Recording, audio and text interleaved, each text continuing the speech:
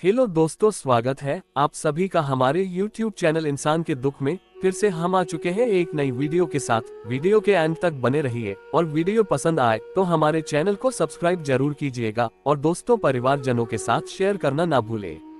श्री कृष्ण सुविचार ज्ञान की बात। पुरुषार्थ और भाग्य दोनों साथ चलते हैं। सारी दुनिया में ये अटल सत्य है कि जो व्यक्ति पुरुषार्थ या मेहनत करते हैं उन्हें उनका फल निश्चित ही मिलता है।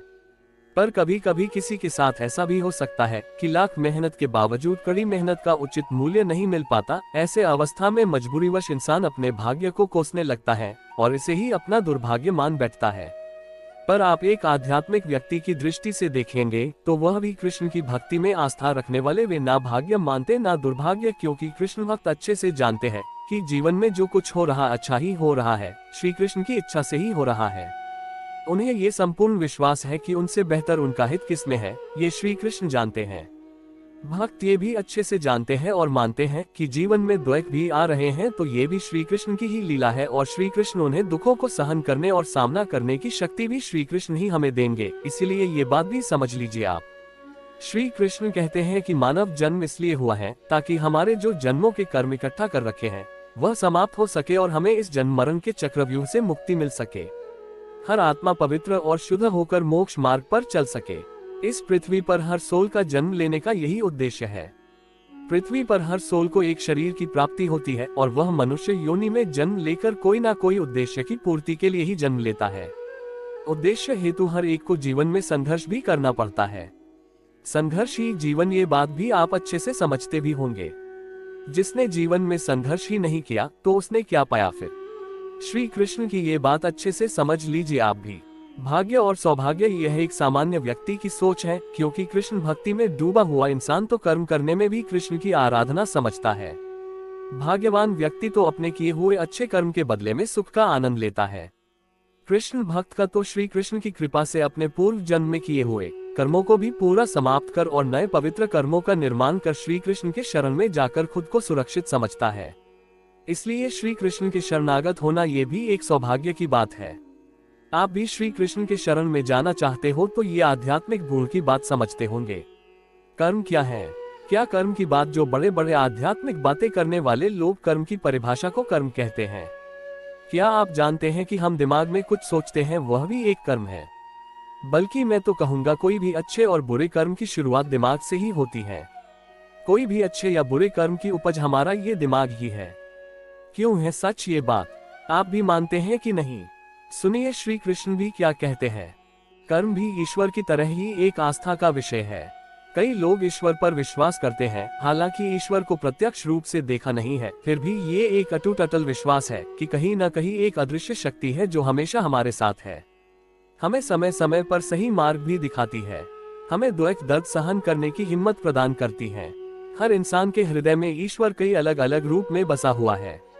यही विश्वास और यही शक्ति जीवन जीने का हौसला हमें देती है। ईश्वर की बनाए इस दुनिया हम सब कठपुतली की तरह अपना अपना रोल प्ले कर रहे हैं। अब इस दुनिया में कौन कैसा है, किसके मन में क्या छल कपट छिपा है, कौन कैसा बाहर से बहुत अच्छा पेश आता है और आंतरिक मन में घृणा छिपा रखी है, ये सब आजकल की दिखावटी दुनिया में समझ पाना मुश्किल है।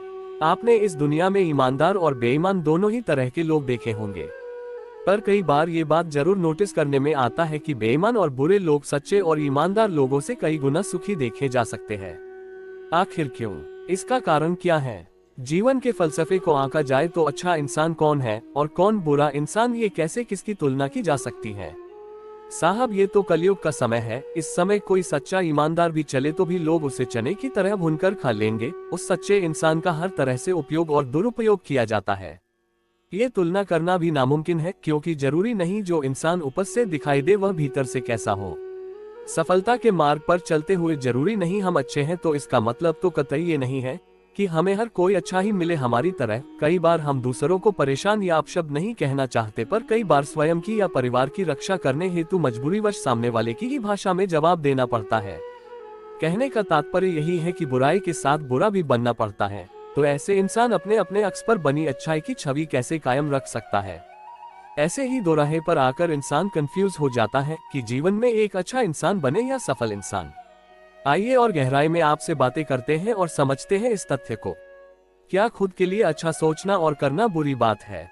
हर इंसान को अधिकार है वह स्वयं के परिवार की और स्वयं की चिंता भी करे और भलाई का भी सोचे। यही सोचकर कोई किसी का काम करने के लिए मना कर दे या परिवार के हित के लिए कोई किसी तरह से रिश्ता नाता तोड़ देने में बुराई क्या है? कोई रिश्तेदार परिवार के सदस्य को तंग परेशान किए जा रहा है, समझ ही नहीं रहा, लाख समझाने पर भी, तो ऐसे रिश्तों का बोझ दुनियादारी का नाम देकर उठाने से बेहतर उसे हमेशा के लिए तोड़ दिया जाए और सुकून की जिंदगी परिवार के साथ जी जाए। कई बार हम दुनियादारी रिश्ते नाते में बंधे रहते हैं और हमारी भारतीय संस्कृति में यही बचपन से सिखाया जाता है कि बड़ों को पलटकर जवाब नहीं दिया जाता है।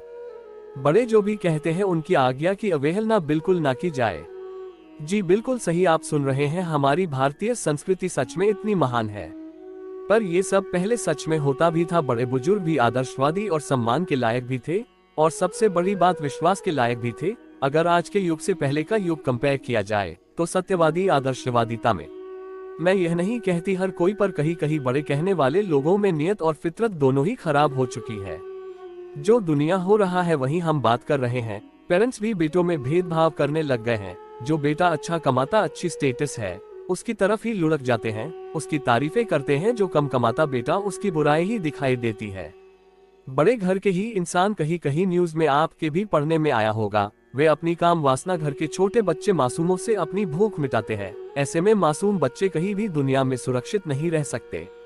ऐसे जीवन में कई जटिल परिस्थितियों में पलटकर जवाब देना या विरोध प्रदर्शन करना भी जरूरी है। यदि नहीं रिएक्ट किया तो घर वाले ही हावी हो जाते हैं। शिकार और शिकारी का खेल कायम रहता है। इसमें शिकार करने वालों का तो कुछ नहीं बिगड़ता, पर बेचारा जो शिकार हुआ उसकी तो जिंदगी उद्ध्वस्त हो जाती है। इस दुनिया में कोई भावनाओं से लुटता है तो कहीं धन दौलत से। कोई नाचदी की जान पहचान के या नाते रिश्तेदार कहे जाने वाले लोग चीट करते धोखेधड़ी से पैसे लुटते हैं।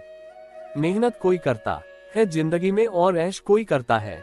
इसके कई उदाहरण आसपास देखे जा सकते हैं। ऐसे में अच्छे कर्म और बुरे कर्म कौन से हैं, कैसे पहचाने? जिसकी मेहनत की कमाई लूट रही है, जो बेचारा मेहनत करके भी कंगाल हुए जा रहा है, वह तो विरोध करेंगे। इन परिस्थिति में तो ईंट का जवाब पत्थर से देना क्या बुरी बात है। धोखाधड़ी का एहसास दिलवाकर ऐसे चीटर को जिंदगी से हटाना जरूरी है। यहाँ भी इंसान खुद को और खुद के परिवार को बचा रहा तो इसमें वह बुरा कैसे हुआ? कोई साधु संत का वेश धारण किया हुआ है, गले में हाथों में रुद्राक्ष की माला लिए जप किया करते हैं, मुख ईश्वर की बातों और ज्ञान का प्रचार कर रहा है, खुद को ईश्वर का सेवक साबित कर रहे हैं, तो ऐसे लोग पर, मासूम ईश्वर पर आस्था रखने वाले भक्त लोग तो विश्वास करेंगे ही। पर परेशानी तो तब आती है जब इन ढोंगी बाबाओं की सच्चाई सामने आती है और इनके कर्मकांडों का भेद सारी दुनिया के सामने खुलता है। ये लोग धन दौलत और इमोशनली हर तरह से लूटने वाले लुटेरे हैं। अब ऐसे पापी और पाखंडियों को क्या कहेंगे जो पाप करने के ईश्वर को भी इस्तेमाल करते हैं। अब अच्छे कर्म और बुरे कर्म की क्या परिभाषा हो सकती है? आज के युग में ये कह पाना संभव नहीं है कि कौन बुरे कर्म कर रहा है, कौन अच्छे, क्योंकि ईश्वर की बनाए इस दुनिया में सबको अपने कर्म अनुसार फल भोगना ही पड़ता है। कोई भी कर्म आप दुनिया से छिप कर करिए, बल्कि मैं तो कहती हूँ आप उसमें सफल भी हो चुके, पर ईश्वर की नजर हमारे ऊपर लगातार लगी हुई है। हर जीवात्मा को उसके कर्म के फल भोगने ही पड़ते हैं, इसका कोई शॉर्टकट नहीं है। अगर आपको ये हमारी वीडियो पसंद आई हो तो हमारे चैनल को सब्सक्राइब करके बेल आइकन जरूर दबाएं, लाइक शेयर कमेंट करना ना भूले और कमेंट में जय श्री कृष्णा जरूर लिखें। राधे राधे, धन्यवाद।